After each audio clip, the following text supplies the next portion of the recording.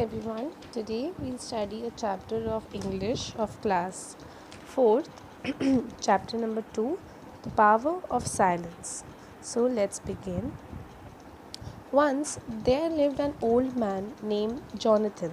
He was 75 years old.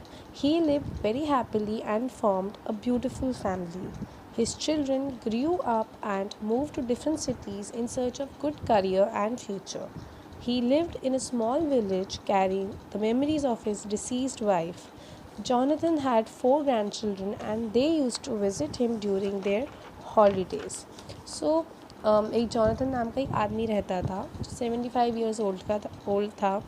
उसकी वो बहुत खुशी से रहता था और उसने बहुत एक अपना सुंदर सा परिवार बनाया हुआ था। उसके जो बच्चे थे वो बड़े हो चुके थे, अलग अलग सिटी में जा चुके थे अपना अच्छा करियर और फ्यूचर बनाने के लिए। वो अपने छोटे से गांव में रहता था। उसकी डिसीज्ड वाइफ के मेमोरीज में, मतलब उसकी जो वाइफ थी जिसकी डेथ हो चुकी थी, उसकी मेमोरीज में साथ वो रहता था। उसके 4 ग्रैंड चिल्ड्रन भी थे जो उसकी छुट्टियों में मिलने उससे आते थे।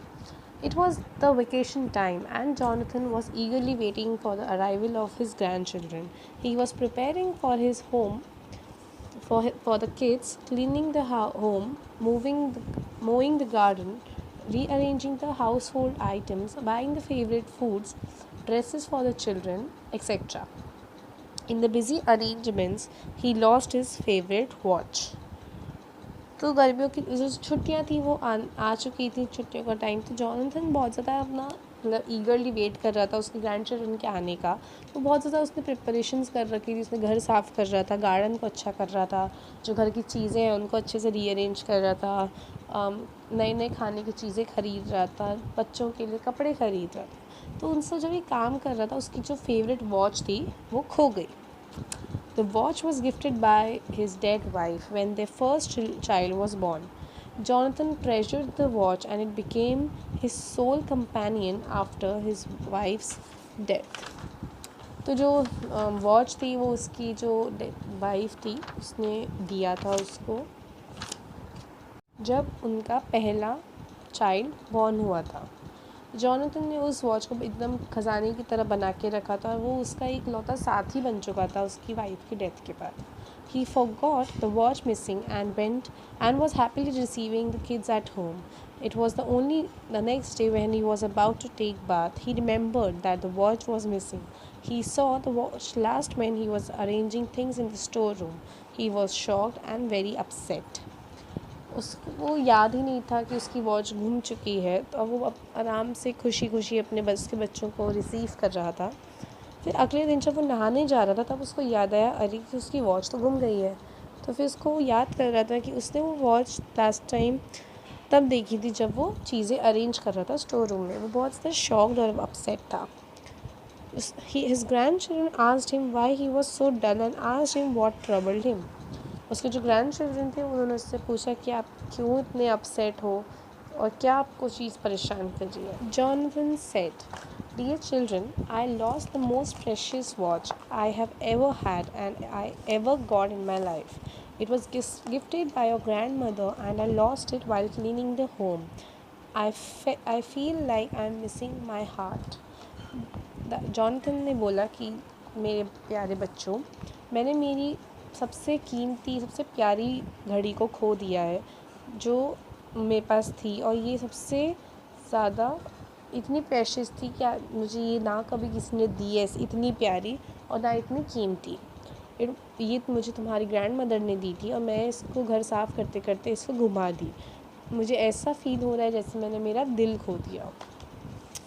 Jonathan was on tears and the children promised him that they would search the watch for him. Jonathan जो था वो एकदम आंसुओं में था। फिर उसके चिल्ड्रन ने उससे प्रॉमिस करा कि मैं वो ढूंढते रहेंगे उसकी ये watch. One granddaughter asked, Grandfather, do you remember when you saw the watch last before it was missing? एक ग्रैंड डॉटर थी, उसने पूछा कि ग्रैंडफादर, क्या आपको याद है आपने उस वॉच को लास्ट टाइम कब देखा था उसके घूमने से पहले? Jonathan told, I guess I was cleaning the store room. Jonathan ने बोला कि मेरे ख्याल से मैं जब स्टोर रूम साफ़ कर रहा था. The children decided to search for the watch in the storeroom. The storeroom was full of waste materials, books, scraps, broken furniture, etc. बच्चों ने सोचा कि वो सबसे पहले वॉच को स्टोर रूम में ही ढूंढेंगे. स्टोर रूम जो था वो पूरा भरा हुआ था वेस्ट मटेरियल से, बुक्स से, टूटे हुए फर्नीचर से, etcetera. The children searched for more than 2 hours and help of Jonathan and a servant but could not find it. Jonathan was completely shattered and asked the children to stop searching as they could not find anything. तो जो बच्चे थे उन्होंने कुछ 2 घंटे से ज़्यादा उसको ढूंढा जॉनथन की मदद से और एक उनके सर्वेंट थे उसकी मदद से, पर फिर भी नहीं मिला. जॉनथन एकदम टूट चुका था, एकदम दुखी हो चुका था. फिर उसने बोला उन बच्चों से कि तुम रहने दो, कुछ नहीं मिल रहा है हमको, तो हम उसको मना कर दिया. The kids were also too sad and consoled the grandfather. जो बच्चे थे वो भी काफ़ी दुखी थे और उन्होंने अपने ग्रैंडफादर को कंफर्टेबल करा कि कोई बात नहीं. One grandson again moved to the storeroom and Jonathan asked why he was going there again. The little boy requested others not to follow him and remain silent. एक उनका ग्रैंडसन था जो फिर से वहाँ पे गया. जॉनथन ने पूछा कि वो वहाँ क्यों जा रहा है फिर से. तो जो बच्चा था उसने सबसे बोला कि कोई इसके पीछे नहीं आएगा और सब शांत रहे. While the others were a little surprised, they still followed what he said. The little boy went to the storeroom and sat there in silence. सारे बच्चे थोड़े सरप्राइज थे बट उसकी बात मान ली कि जैसा उसने कहा. और जो लिटिल बच्चा था, वो छोटा बच्चा था, वो शोरूम में गया, उधर चुपचाप जाके बैठ गया. The other children reached him and asked what he was doing, and the little boy asked not to make a noise. He sat there for about 15 minutes and then rushed to his grandfather. Yes, he got the watch and happily gave it to Jonathan. जो बच्चा था बच्चे थे वहाँ पहुँचे बाकी के. उन्होंने उससे पूछा कि तुम क्या कर रहे हो. तो छोटे बच्चे ने बोला कि तुम यहाँ पे आवाज़ मत करो. वहाँ पे वो लोग 15 मिनट के लिए बैठे और फिर ग्रैंडफादर के पास भाग कर गए. उन्होंने उनसे बोला कि मिकी हमें वॉच मिल गई है और खुशी खुशी जॉनथन को दे दी. He was surprised and asked how he was able to find it. The little boy replied, I sat there without making a noise and the storeroom was so silent. After a few minutes I heard the tick tick sound and found the watch. Jonathan hugged him and thanked the little boy. This is the power of silence. If we stay calm, we can find solution very easily. वो बहुत खुश था और फिर उसको जब उसने कोशिश करी तब उसे नहीं मिल रहा, तो जब उस छोटे बच्चे ने उसको लाके दी बहुत ज़्यादा खुश हो गया, एंथुसियास्टिक हो गया कि उसने जाके ढूंढ के दिखा दिया.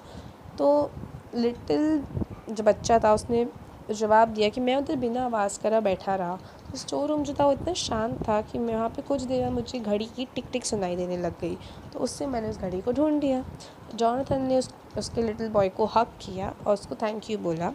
तो इस पूरी स्टोरी का ये कंक्लूजन है, ये पॉइंट निकलता है, ये इसका मॉरल निकलता है कि ये पावर ऑफ साइलेंस है. अगर हम किसी भी सिचुएशन में काम रहेंगे, शांत रहेंगे, तो हम किसी भी प्रॉब्लम का सल्यूशन आराम से ढूंढ सकते हैं. So this was all about the chapter.